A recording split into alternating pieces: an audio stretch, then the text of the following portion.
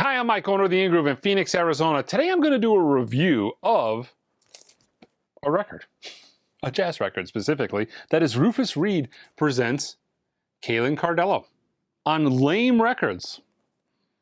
That's not the best name for a label, but you know, it's funny. But Lame Records. Okay, anyways, Rufus Reid presents Caelan Cardello.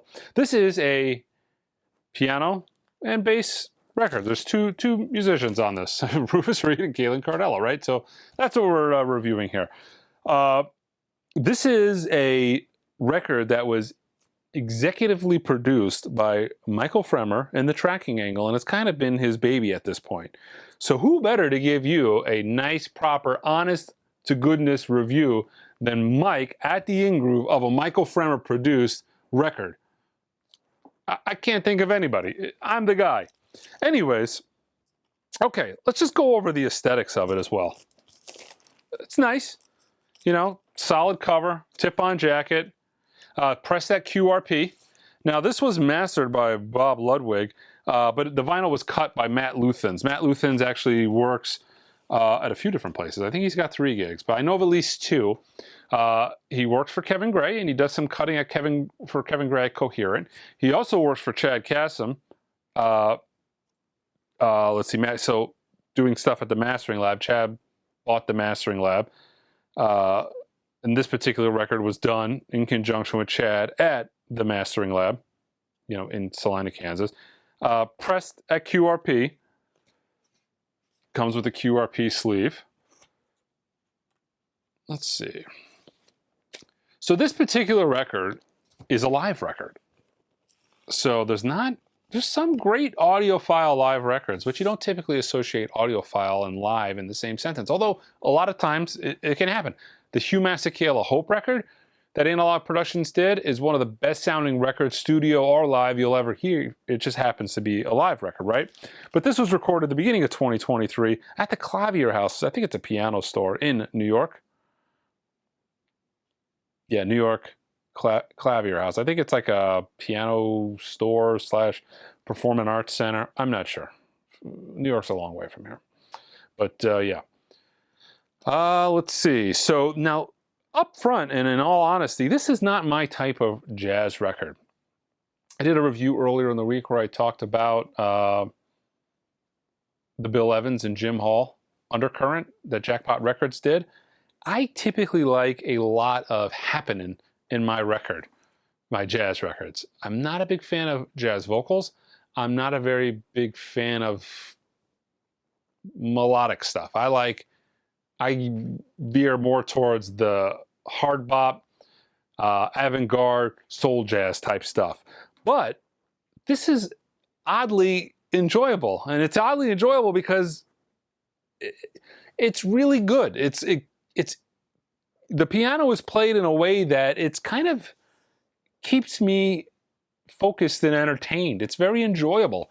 And I can't say that about a lot of piano-focused records. I like some of the Monks, some of the Peterson. Some stuff is very entertaining, but sometimes the Bill Evans records, some piano records kind of bore me a little bit. But this particular one doesn't. This is actually a very exciting record. Caelan is a fantastic piano player. Some criticisms might be laid to him as not being particularly inventive or groundbreaking, and I feel like that's the case with a lot of jazz musicians that are out nowadays. That always seems to be something that people go back to. So-and-so is not groundbreaking enough and is not pushing the boundaries. Sometimes that's who cares? Sometimes things are very good and very enjoyable without being redefining. They don't have to be. I found that to be the case with the Kirsten Ekins record. I listen to it frequently. It's sonically fantastic, but it's melodic and it's fun to listen to, and I enjoy listening to it. So it keeps me entertained. It's not Bitches Brew. It's not, you know, it's not Giant Steps. It's not that particular kind of groundbreaking shape of jazz to come. It's not that, but it's very entertaining and enjoyable, and you want to listen to it. And I really felt like that was the case here. And you know, another thing about it was, I played it in the store on a Saturday. And I can kind of gauge the reaction of people. If I play something that's a little bit too slow on a Saturday, that's not really a good move for a record store. You don't want to kind of bum out the people. You kind of want to keep them like entertained and enjoying the shopping on a Saturday, right? And was that. So I can actually say this was actually a really fun musical record to listen to. I really enjoyed it. And it's a record that I didn't really feel that I would enjoy. Again, upright double bass and piano. It's not like I'm expecting much, but it was way better than I expected. So I really enjoyed it. I gotta say I really enjoyed it. Sonically, when I got it to the house, it is a very fantastic recording, but it is live. The piano sounds absolutely fantastic. The bass, for the most part, sounded fantastic. There was parts, and it might just be, I think it was kind of the result of probably a live performance and miking a live bass performance. I kind of felt like there was times where the bass was very tight, taut, and like perfectly dialed and perfectly recorded. And then I felt that there was parts where it kind of got a little bit like loose and wobbly. But not, I mean, that's really me being nitpicky. I don't think it's something that most people would even notice or mention. And I kind of write that off to the fact that it's a live performance. You got a guy playing an instrument in a live performance. I don't know if recording was their first focus on this, getting a perfect, well-recorded, you know what I mean? So I kind of felt like, that was kind of my explanation for it. Whereas miking a piano is a little easier. Piano's not moving around, you know. Caelan Cardello doesn't look like somebody who's like manhandling that piano around the stage. So it seems like it's easier to kind of like maintain, as opposed to a studio setting to where everything is so dialed down and perfect. But I will say, as a live recording goes, this is significantly above average into the territory of like one of the top live recordings you're going to listen to. I mean, it really is that good. You kind of got to be nitpicky to even say, the bass is an issue, because it's not really an issue, but it is something that I kind of noticed. This is a digital recording. It was recorded 24-bit, 96K. Sounds really good. Let's see. They mention on there that, they're going to probably do a CD, but for now it's only on vinyl, I believe, which is nice. I like when these labels, Kevin Gray does it with Coherent as well. He'll put out something digital, but he does it after the fact. The focus is the record, and then they focus on the CD. It's an afterthought. I like that. I like that particular business model. This is like the document, and if you don't like this, well, we'll make you, a little plastic, iced tea coaster later on for you other guy. I know. Okay, so I really enjoyed it. It really is well done. And I'm telling you, if it wasn't good, I think you guys would know. I feel like the people who've been following the channel know, like, I would be the very first person to call it out and say it's not good, but it's not. It really is a fantastic performance. You'll listen to it more than once. That's the thing. How many records do you get and you buy and you're like, okay, but you don't ever listen to it again? I feel like this is something you more than likely are probably going to listen to more than once. It is really good. I would love to hear Caelan as the featured player, but with a full band. At least, at least a 4-piece, like a nice 4-piece band. Or, I would love 4 or 5-piece. I would love to hear what that sounds like. He really is an entertaining player that keeps you hooked. But yeah, that was it. Vinyl, typical QRP, very clean, very quiet. Get a kick out of seeing the mastering lab on there. But yeah, there it is. Very cool. I enjoyed it. We got them on the website for sale.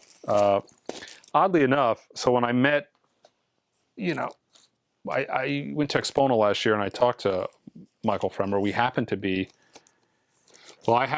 in the Piega room. I'm a Piega dealer, and I was sitting down and I was listening to a pair of their, one of their reference speakers. And I was sitting down kind of off to the side, and I started getting to the point where I would go into these sound rooms and I started sitting like not in the sweet spot, because you get yelled at a lot. Kind of a little bit frustrating thing in a hi-fi show is, uh, you take up the sweet spot, and then some hot shot comes in, and then they like, oh, so-and-so needs to sit there. So I got tired of being told to bounce, so I started sitting off a little bit to the right. So I'm in the room, I'm sitting off to the right, sitting there, I'm enjoying it. I'm listening to the setup. There was a BAT amplifier, Piega speakers, just sitting down, listening, checking it out, Sitting there listening, all of a sudden Mike walked up and sat next to me. We had a good chat. It was like 10 or 15 minutes. And he had mentioned to me that, he was doing this record. He was carrying around, I think he had a lacquer at that point in time. He only had a lacquer. And I think he had mentioned, like, hey, I'm going to do this, would this be something that you would carry in the store? I'm like, yeah, no matter what happens between me, anybody else, any artist, like, I don't discriminate. I carry stuff because it's music. I'm not the police on what is acceptable music, what is not acceptable music. I mean, I can't do that. That's not my job. So I'm like, of course I would carry that. But I never heard anything ever again from him. And subsequently, the release came out. He did some interviews talking about it. Never heard from him. I thought at that time, I thought he was the one distributing it. I'm like, oh, maybe he had a change of heart and didn't want to do it. But, long story short, I'm chatting, and come to find out it was being distributed by somebody else, and that memo never got out. So when I found out who was being distributed by, I made the purchase. I figured it's an audiophile record. I like to I have audiophile records. We're an audiophile online record store. I had to have it. I got it, again, not thinking very much. I didn't have a lot of hopes for it, because like I said, not because it wouldn't sound good, because it's just musically not my particular thing. This type of stuff generally, again, two-piece combo is not really my thing, but I really enjoyed it, and I'm going to bring it back to the store. I'll probably play it quite a bit. I really find the piano so exceptionally well recorded. I really feel like this would be a good demo record for gear, especially when it comes to piano. That's one thing that's extremely difficult to record properly. If it's not extremely difficult to record properly, many people have failed to record it properly. Most famously, Rudy Van Gelder. But this is absolutely spectacularly recorded. It really, really is good. I enjoyed it. The one thing that I will say that I didn't like about the record, the only thing I really didn't like about the record, is the talking. The talking was distracting. I guess it gives you the full live experience. You're there, you're listening to the show, and that's what you would have heard. But I like the intro, but I could have did it without the talking inside, because it's a little weird, like you're in the mood, you're like having a good time, you're like jamming, you're listening, it's like, this is fantastic. Piano runs, and then somebody starts talking. It's like, it's a little off-putting, I guess. But whatever the reason for them doing that is or not, I don't particularly know. But a real good record. Joe Harley, on a side note, was involved in this as well. Talked about it, went back and forth between Joe Harley, Doug Sax, not Doug Sax, Robert Ludwig. There was a lot of people who are like the people that were involved in this, so you can kind of expect it being pretty good. But yeah, Rufus Reid presents Caelan Cardello. Caelan's first record. I really want to see what he comes up with next. I really feel like he's going to be, he's in the right part of the country, playing with the right people. I really think he's got the potential to put out some absolutely fantastic stuff in the very near future. All right, check us out online at theingroove.com. Until next time.